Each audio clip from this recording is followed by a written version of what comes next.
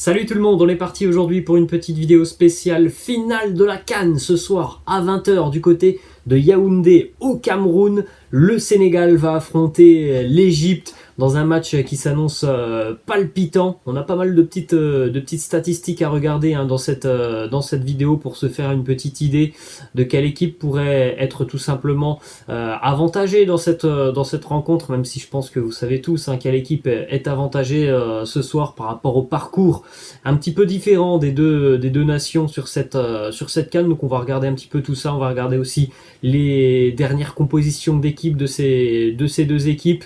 Du côté du Sénégal, évidemment, l'objectif ce soir, enfin décrocher le premier titre des Lions de la Teranga sur la scène continentale. Alors, en ce qui concerne l'Égypte, on le rappelle pas, mais l'Égypte est tout de même la nation la plus titrée du continent africain. L'Égypte a vraiment une culture de la gagne sur le continent africain.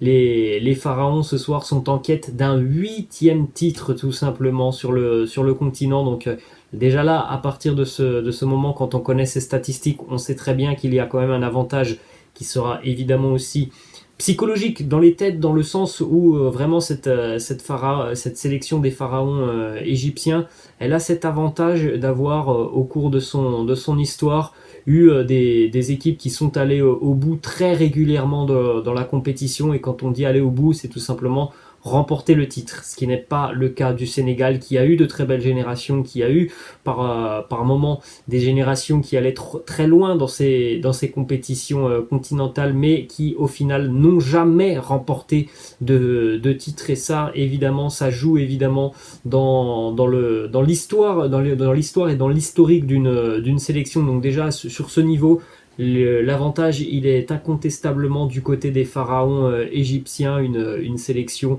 qui a l'habitude qui sait gagner tout simplement ce genre de compétition. On va regarder maintenant les amis le parcours de ces deux nations sur cette Coupe d'Afrique des Nations, où on a vu ces deux équipes monter en puissance tout au long de la compétition. Bon, c'est pas forcément très surprenant pour ce genre de sélection, et surtout dans ce format de compétition. Et évidemment, dans des compétitions de cette importance, souvent les sélections ne sont pas tout à fait prêtes lors des matchs d'ouverture et des matchs de phase de groupe. Ça a été compliqué pour l'Égypte, notamment lors de la première journée avec la défaite face au Nigeria.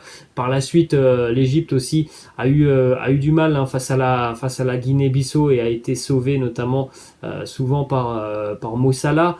Mais l'Égypte a continué donc de progresser tout au long de ces rencontres pour tout simplement devenir une équipe sur ces éliminatoires, en tout cas sur les matchs à élimination directe, sur les 8e, quart et demi, pour devenir une équipe très très compliquée à jouer, qui ne laisse au final que très peu d'espace et très peu d'occasions à ses adversaires. En attestent les statistiques défensives des pharaons égyptiens, qui n'ont encaissé que 2 buts sur cette CAN.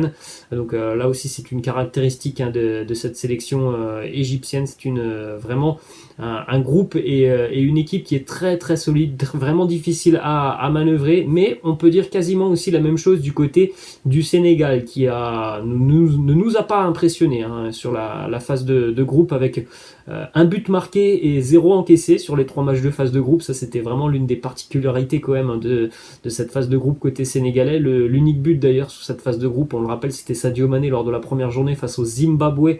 Penalty à la 96e minute, ce penalty qui au final va permettre aux Lions de la Teranga de se qualifier. Et puis sur la suite de la compétition, notamment sur les matchs à élimination directe, on a vu des progrès quand même dans le secteur offensif côté sénégalais, sur les 3 derniers matchs. Donc les 3 derniers matchs à élimination directe, on a toujours eu cette sélection sénégalaise quand même très solide défensivement. 2 petits buts encaissés au final pour le Sénégal, sur les 2 derniers matchs, mais 2 petits buts encaissés aussi au total sur toute cette Coupe d'Afrique des Nations, et surtout 8 buts inscrits pour les Lions de la Teranga sur les 3 derniers matchs. On a retrouvé un certain potentiel offensif qui faisait défaut aux Lions de la Teranga sur les matchs de phase de groupe.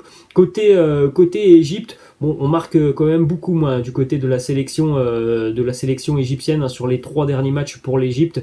C'est tout simplement deux buts inscrits, en tout cas 2 buts inscrits dans le jeu, parce que l'Égypte s'est qualifiée aussi 2 fois sur la séance des tirs au but. Donc 2 buts inscrits dans le jeu pour les Égyptiens qui ont quand même pas mal de soucis offensifs, hein. Si Mohamed Salah n'est pas dans un grand jour, ça devient tout de suite beaucoup plus compliqué, hein, pour les pharaons égyptiens. On a d'ailleurs quelques petites informations sur les deux équipes, ou en tout cas les deux 11 qui ont été utilisés, que ce soit côté sénégalais et côté égyptien sur les matchs de demi-finale, donc face au Burkina Faso pour le Sénégal et face au Cameroun pour l'Égypte. Regardez, hein, vous pouvez faire un petit arrêt sur image sur ces deux 11.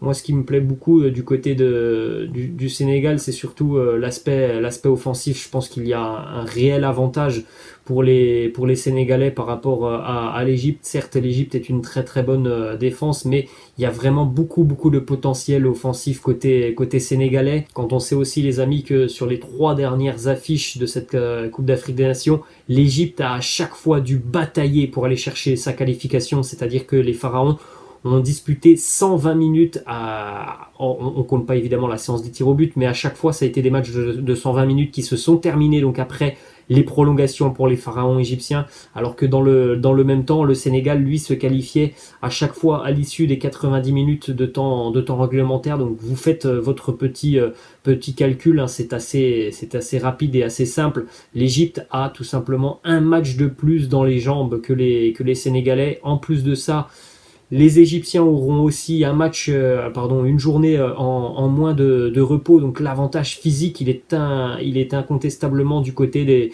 des Sénégalais, qui vont vraisemblablement appuyer en seconde mi-temps. On peut s'attendre à ce que le match soit vraiment très très serré pendant une grosse heure de jeu, et puis plus le match va avancer, plus visiblement ça sera compliqué, hein, pour les pharaons égyptiens, qui vont vraiment, je pense, ressentir le poids de ces minutes en plus, même si c'est une nation qui est très très vaillante. Je donne tout de même un avantage au Sénégal pour cette rencontre. On a une petite information aussi qui concerne le futur vainqueur donc de cette Coupe d'Afrique des Nations, et notamment les 2 grandes stars, hein, de chaque sélection, Sadio Mané pour le Sénégal et Mo Salah pour l'Égypte. Une petite information, une petite déclaration de Jürgen Klopp, l'entraîneur de Liverpool, qui a d'ores et déjà annoncé que celui qui allait remporter cette Coupe d'Afrique des Nations, eh bien, il aura la possibilité de rentrer avec ses coéquipiers au pays pour aller célébrer. Celui qui va perdre cette finale, lui, sera attendu bien directement du côté de Liverpool en tout début de semaine. Donc voilà, les amis, ce que l'on pouvait dire sur cette petite finale de la Coupe d'Afrique des Nations. Laissez-moi en commentaire d'ailleurs, les amis,